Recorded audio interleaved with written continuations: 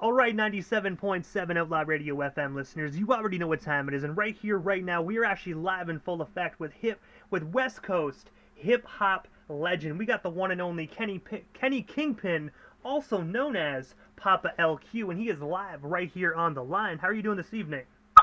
Man, all is well, all is truly well. Just working, you know what I'm saying, trying to stay within the winds of creativity. Hey, man, I gotta say that is the best way to be. I have to ask, man, how's everything out there on the West Coast, man? These past 2.5 years have been very unfortunately kicking the balls for all of us. Yeah, it's been rough for all of us. Well, I'm doing good. You know, we had another variant, the Omicron variant, and that's been, you know, sending quite a few people to the hospital. And other than that, I'm in the studio, man. I'm not really doing a lot of public socializing anyway right now. I'm in the lab, locking down, finishing up this EP, and getting these singles and these visuals prepared. You feel me? I gotta say, man, that is the best way to be, man. But I know you're busy, so I'm gonna dive right into this interview, man. But I want to take you back to the year 1990, where you actually released your debut studio album, titled Notes of a Native Son, man. I was wondering, can you tell us a bit more about this iconic record? And of course, what was it like actually releasing this record on Island Records way back in the 90s? Well, it was definitely an experience that changed my life. That was my first record deal. I actually got the paperwork at 15 years of age. I was 15. By the time the ink dried and we negotiated and everything, I was 16 when Now's the B Term came out, which was the first single off that album. The interesting story how I got the deal, I used to work with Bobcat, who was LL Cool J's DJ at the time, and I started off, unbeknownst to most people, I started off as a DJ. I was under Battle Cat, and, you know, I was, you know, had my turntable, so I was also writing rhymes. So I came up with, you know, blending two samples together, which was a break from Sly and the Family Stone, and I blended it with Funky Drummer. And I gave it to Bobcat to chop up for me to run through the SB12 and, you know, making an official beat and not just a loop, but he had to go back on tour with LL. Well, before he got back from off tour with LL, I hear my song, the beat to it, LL rapping on it, and his mama said, "Knock you out." So naturally, I was pissed. And, you know, who was like my manager at the time, who was Big U. People may have known him from Hip Hop Uncovered on FX. It's a documentary on hip hop, and I'm actually in it as well. And we, you know, applied a little pressure. So Bobcat had a meeting with me and asked me what did I want, a record deal or some money. Of course, I told him the record deal. As a result, he introduced me to Woofin' Epic, who produced that whole album as well as the single Now's the B Term. Them guys were producing MC Light and BBD and a lot of other people, prominent hip-hop artists at the time. And I got a record deal.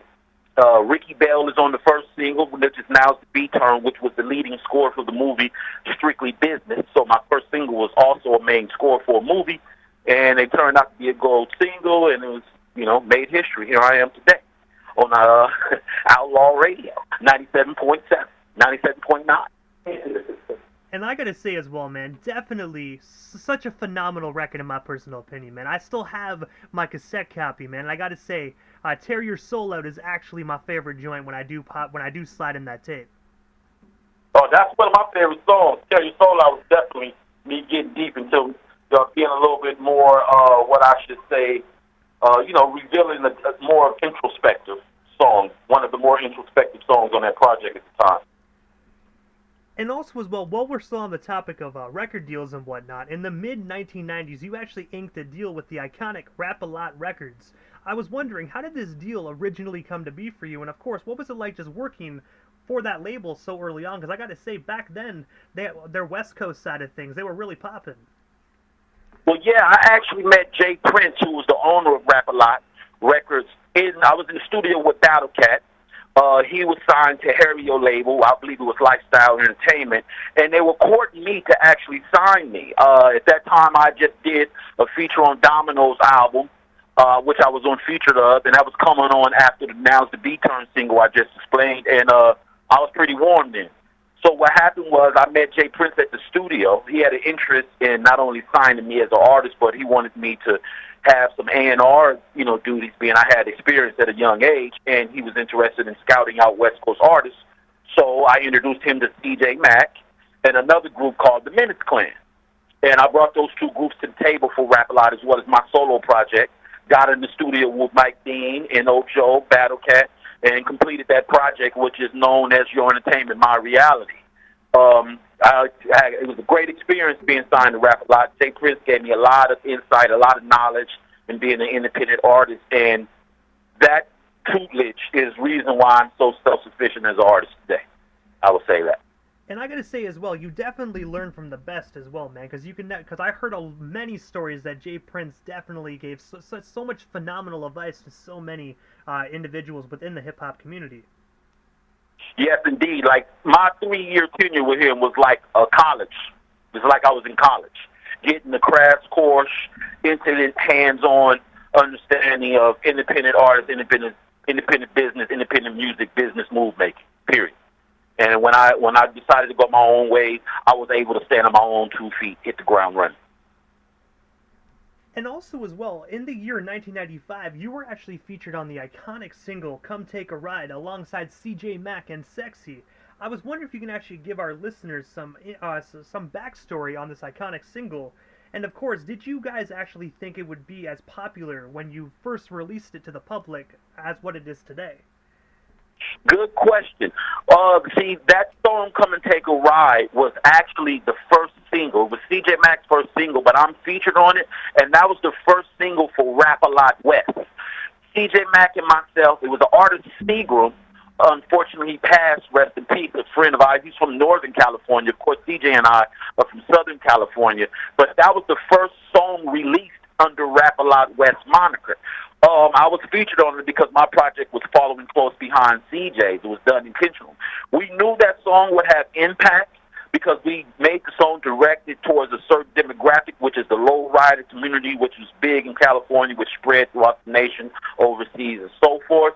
So here we are, 20-plus years later, and that song is definitely a staple of the lowrider culture. It's definitely one of the main themes for the lowrider culture, and we knew it would stick, but we didn't know it would stick this long, and we're thankful for that, And I gotta say as well, man, that was actually the very first song I actually played when I got my very first car, man. That was the joint that I played. It wasn't no lowrider, man, but it definitely made me feel like I was a king, man. I'll tell you that for a fact.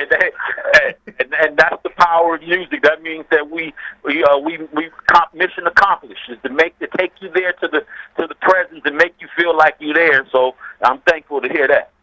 That the mission was accomplished. Now I gotta let CJ know that. And also as well, man, while you were still on Rap-A-Lot Records, you actually released my personal favorite record titled Your Entertainment, My Reality.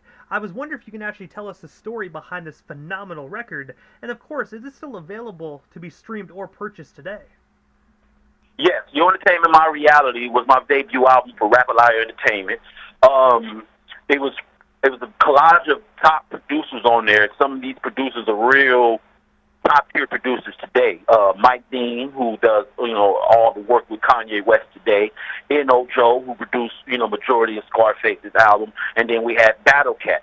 So I was able and blessed with the opportunity to get them 3 producers and go in the lab. And we came out with that project, Your Entertainment, My Reality. And I gotta say as well, in my personal opinion, that is probably one of the most biggest records in my personal opinion, man. There's not a joint on that record that I personally do not skip. Thankful to hear that. Definitely pleased to hear that.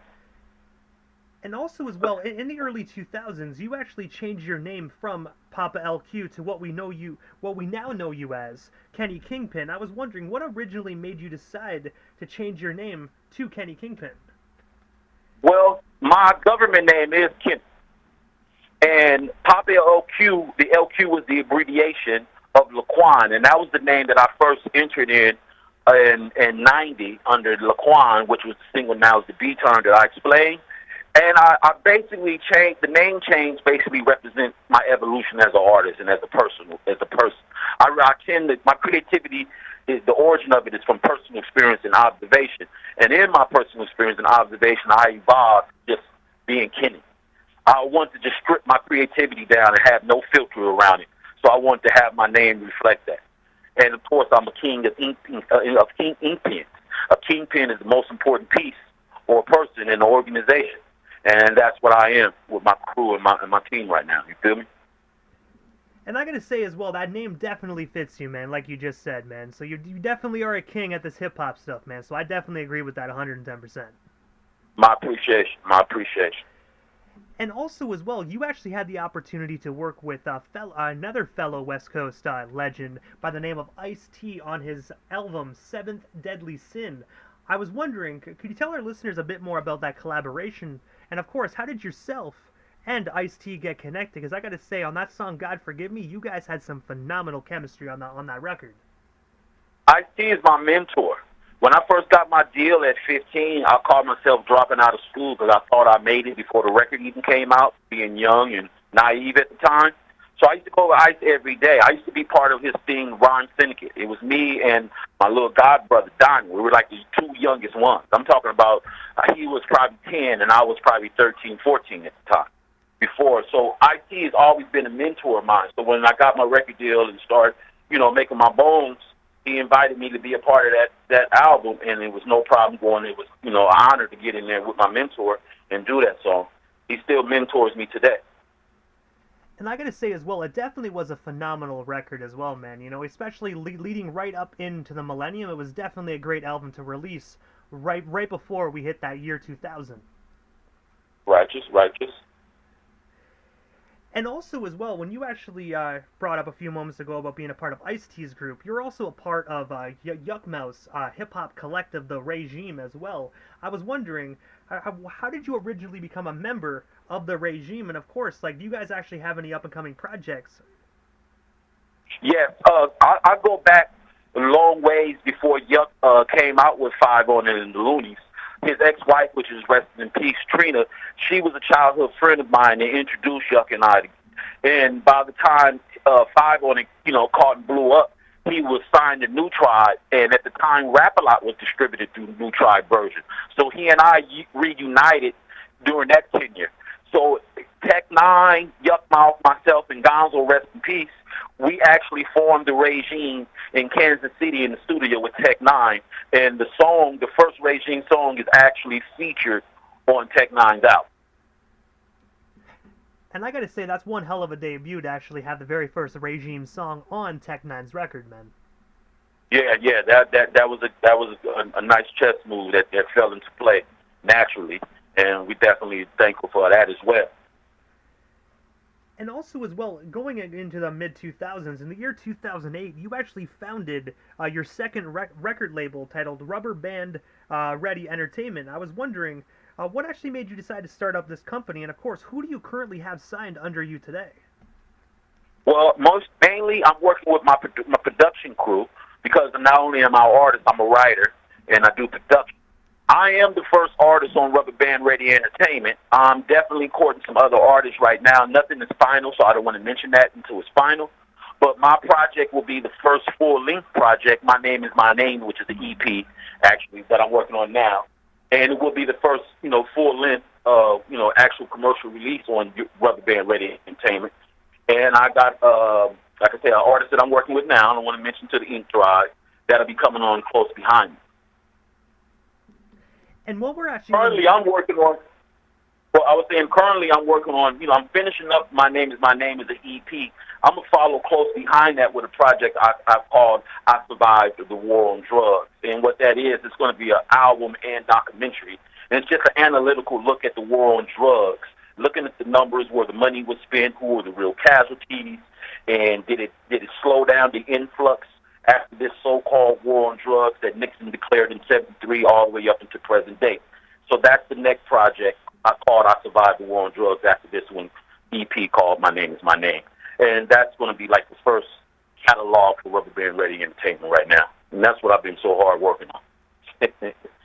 And I got to say, you're definitely a busy individual, man. And I have to ask, I know you can't let too many cats out of the bag pertaining to these projects. But if you don't mind me asking, what is the anticipated release date for these? That way our listeners can kind of keep their eyes peeled around that time for these projects.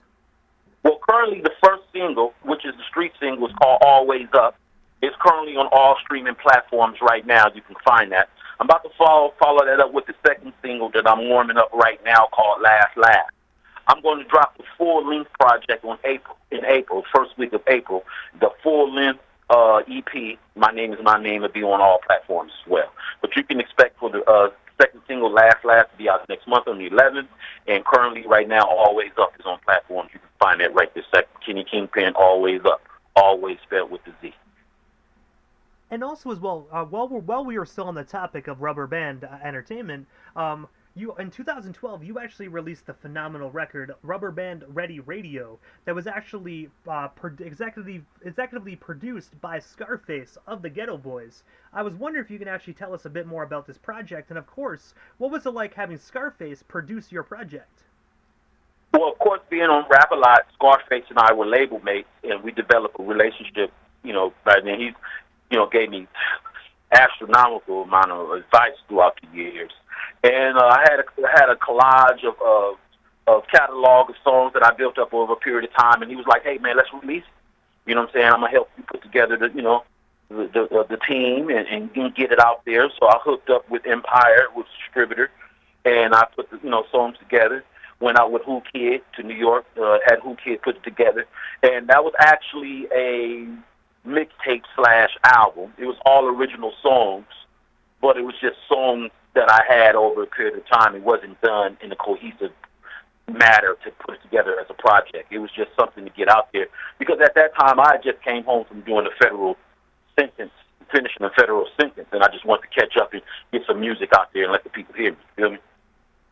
And I gotta say as well, that album, in my personal opinion, is absolutely phenomenal, man. It has some great features on it, too. I remember Cuzzy Capone was on there, Stone Star, and I think Real Split as well.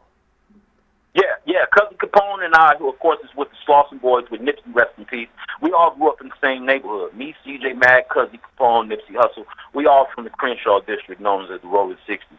So we all grew up together, so getting together and collaborating with him is like second nature.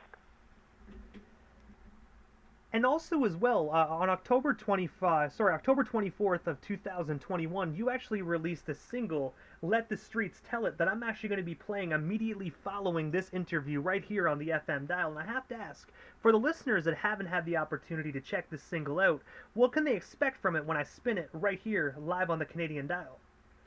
That's what's up. Let the Streets Tell It. October, I just re-released that single in 2009. 2009, I just had finished up a violation from federal prison. I actually wrote that song in federal prison, and it's called Let the Streets Tell It. And it's an audio documentary of some of the street underworld kingpins and underworld components or soldiers or guys from the West Coast and the Midwest that you usually don't hear about in documentaries and television programs like American Gangster. So in viewing that, I noticed that void, and I wanted to do a song to highlight that and give people an insight on what the street underworld in Los Angeles is really like. And I named some key figures. Some of these figures I was in federal prison with. Some of them I grew up under in the neighborhood, in the streets of Los Angeles. And I wanted to share my personal experience and observation in that song called Let the Streets Tell It. And also as well, I actually noticed on Instagram that you actually are a CEO of another company as well, titled My Cali Entertainment. I was wondering, what services do you guys actually offer to the general public? And of course, how can we learn more about My Cali Entertainment today? I have a position, executive position in My Cali. My Cali is a new entertainment company out of Michigan and Los Angeles. It's with a friend of mine, Faith, out of Michigan. He's off the East Detroit, off 7 Mile. And what we're going to do is we're going to merge the two markets together, sound-wise and visual-wise. It's merging two demographics of California and Detroit in those two cities. And My Cali is going to be the personal, physical manifestation of that, or audio manifestation of that, to give a better explanation of it. We're going to bring that sound to life, the Motown sound and California sound. And also, Kenny, as well, man. Like I know you mentioned a few moments ago about the 2 records you're doing in the documentary, but I have to ask: is there anything we actually missed during this broadcast? Anything else you do still want to talk about or promote? What we still got you here live on the Canadian FM dial this evening? Well, Yuck and I and the other members of the regime will be doing a regime project, a reunion project. You can expect that coming this year, probably the end of the year. And I'm working on 2 videos. The visual for Always Up, which is currently on all platforms, and the second single coming soon, my Last. I'm finishing up the visuals on that. And I'm going to be doing some acting. You should see some acting from me later on this year. I'm going to be doing more of it.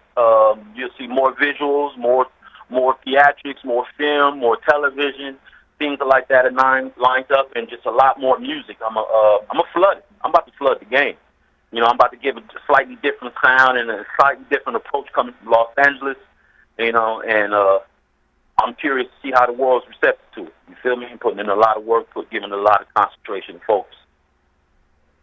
And also, Kenny, this is the time in the interview quickly that I give a chance for the individual that slides into the radio station dial, just a chance to give, like, shoutouts to whomever they want to give shoutouts to, but most of all, your social media handles. That way our listeners can follow you and stay updated on everything Kenny Kingpin, if they're not already doing so. But we are a hip-hop radio station, so I hope they already hit that follow button. Yes, you can find all my social media, Instagram at Kenny Kingpin, Facebook Kenny Kingpin, all things YouTube Kenny Kingpin, all things Kenny Kingpin. That's KennyKingpin,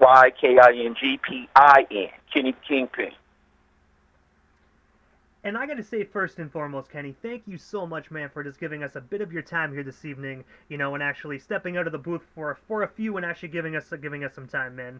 I just got to say one more time, man, thank you so much for making music that I had the opportunity to enjoy for so many years, man. A lot of your music helped me get through a lot of my difficult and dark times in my life, so for that, thank you so much, Kenny, and I'm definitely looking forward to more amazing music from you in the future as well. I appreciate the listen, and hey, I appreciate you being receptive to it and lending an open ear to it. So that's the purpose of why I go in the studio and why I put the pen to paper to write these songs and make sure they get out to it. I appreciate y'all having me here on Outlaw Radio. I plan on being back soon. Expect a lot more music. Expect a lot more work.